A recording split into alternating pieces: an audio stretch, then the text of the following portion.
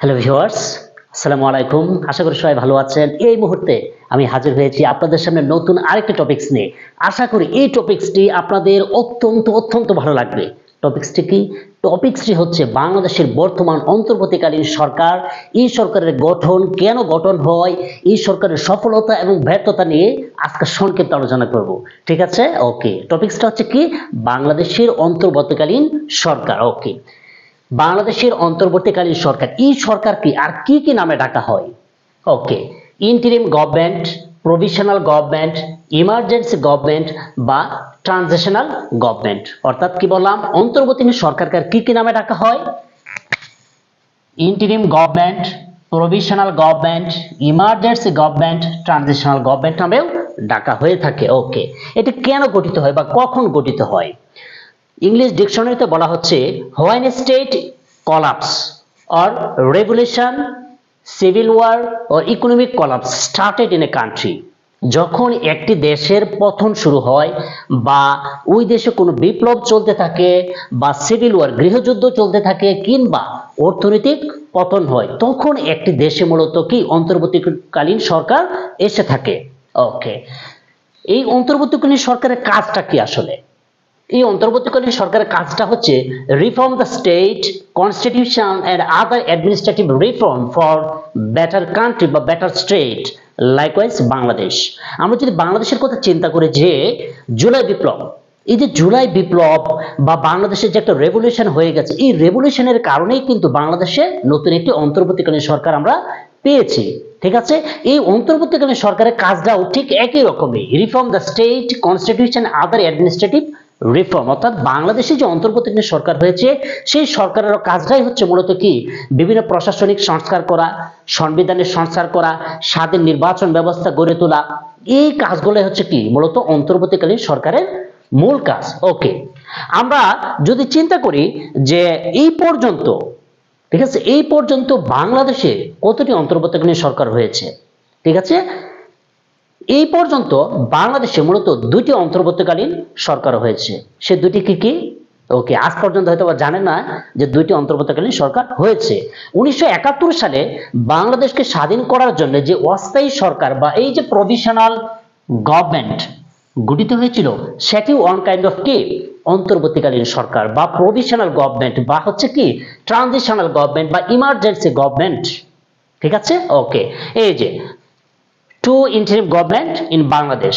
প্রথমটা হচ্ছে কি প্রথম ইন্টারিম গভর্নমেন্ট বা প্রথম অস্থায়ী সরকার বা প্রথম অন্তর্বর্তীকালীন সরকার হয়েছিল 10 এপ্রিল 1971 সালে, এবং এই সরকার শপথ গ্রহণ করছিল 17 এপ্রিল 1971 সালে। এই প্রথম অন্তর্বর্তীকালীন সরকার বা প্রথম অস্থায়ী সরকার বা প্রথম প্রভিশনাল গভর্নমেন্টের কি সদস্য ছিল মাত্র 6 জন। আর ওই সরকার প্রধান ছিল কি তাজউদ্দিন আহমেদ, প্রধানমন্ত্রী হিসেবে দায়িত্ব পালন করেছিলেন, এবং রাষ্ট্রপতি ছিলেন কি বঙ্গবন্ধু শেখ মুজিবুর রহমান, এবং অস্থায়ী রাষ্ট্রপতি ছিলেন সৈয়দ তাজউদ্দিন আহমেদ। ওকে, এই যে 10 এপ্রিল 1971 সালে যে প্রথম অন্তর্বর্তীকালীন সরকার গঠিত হয়েছিল, ওই অন্তর্বর্তীকালীন সরকারের কিছু সফলতা আজকে তুলে ধরবো। এই অন্তর্বর্তীকালীন সরকারের যে কাজগুলো ছিল মুক্তিযুদ্ধকে সঠিকভাবে পরিচালনা করা এবং মুক্তিযুদ্ধের পক্ষে বিশ্বে একটা জনমত তৈরি করা, এরপর হচ্ছে বাঙালি জাতিকে ঐক্যবদ্ধ করা। যে এই যে মুক্তিযুদ্ধ শুরু হয়েছে, বাঙালি জাতির ঐক্যবদ্ধ না হলে কিন্তু এই মুক্তিযুদ্ধে আমরা কি সফলতা পেতাম না।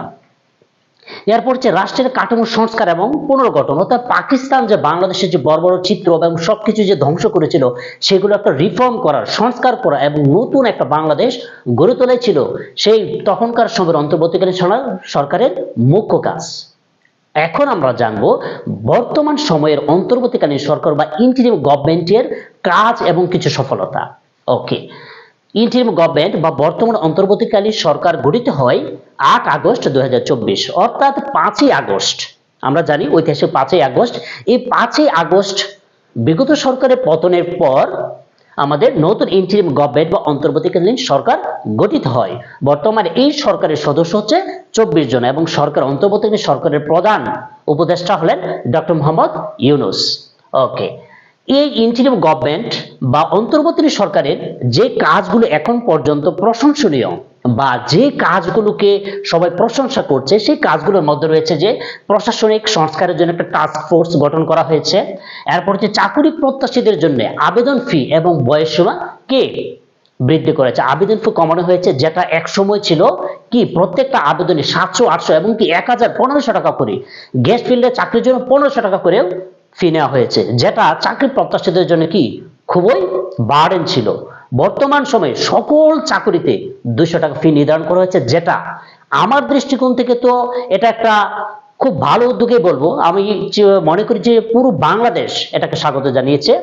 এবং হচ্ছে কি চাকরি প্রার্থীদের বয়সও বৃদ্ধি করা হয়েছে, 32 বছর পর্যন্ত করা হয়েছে। ওকে, এরপর হচ্ছে বহির বিশ্বে যে একটা ষড়যন্ত্র চলছে এই বাংলাদেশকে নিয়ে, এই বহির বিশ্বের ষড়যন্ত্রকে রুখে দেওয়ার জন্য বর্তমান অন্তর্বর্তী সরকার খুব ভালোভাবে কাজ করছে এবং সেটা রুখে দিতে তারা সচেষ্ট হচ্ছে। ওকে, এরপর হচ্ছে জাতি, ধর্ম, বর্ণ নির্বিশেষে আমরা জানি যে কিছুদিন আগে ডক্টর মোহাম্মদ ইউনূস সাহেব এবং আমাদের অন্তর্বর্তীকালীন সরকার বাংলাদেশের বিভিন্ন জাতি, গোষ্ঠী এবং ধর্ম, বর্ণ নিরপেক্ষ ভাবে সকলকে ডেকে একটা কি মিটিং করেছে এবং সেখানে তিনি উল্লেখ করেছেন যে বাঙালি জাতি হিসেবে আমাদের সকলে ঐক্যবদ্ধ থাকা উচিত, যে কোনো বিশ্বের যে কোনো ষড়যন্ত্র রুখে দেওয়ার জন্য আমাদের ঐক্যবদ্ধ থাকা উচিত। এই যে একটা উদ্যোগ, এটাকে আমি অনেক বড় সফলতা মনে করি। ওকে, এরপর হচ্ছে স্বাধীন নির্বাচন কমিশন গঠনের একটা অঙ্গীকার করা হয়েছে। আমরা জানি যে নির্বাচনের মাধ্যমে একজন সঠিক বা যোগ্য প্রতিনিধি আমরা নির্বাচন করতে পারি, কিন্তু নির্বাচনে যদি সুষ্ঠু না হয় সেখানে আমরা যোগ্য প্রতিনিধি পাওয়া দুষ্কর হয়ে যায়। তাহলে এই যে কাজগুলো, এই কাজগুলো কিন্তু বর্তমান সময়ের অন্তর্বর্তীকালীন সরকারের খুবই জনপ্রিয় হয়েছে এবং আশা করি ভবিষ্যতেও এই সরকার আমাদেরকে আরো সফলতা এনে দিবে এবং আরো ভালো ভালো উদ্যোগ গ্রহণ করবে। এই প্রত্যাশায় ধন্যবাদ সবাইকে। আসসালামু আলাইকুম।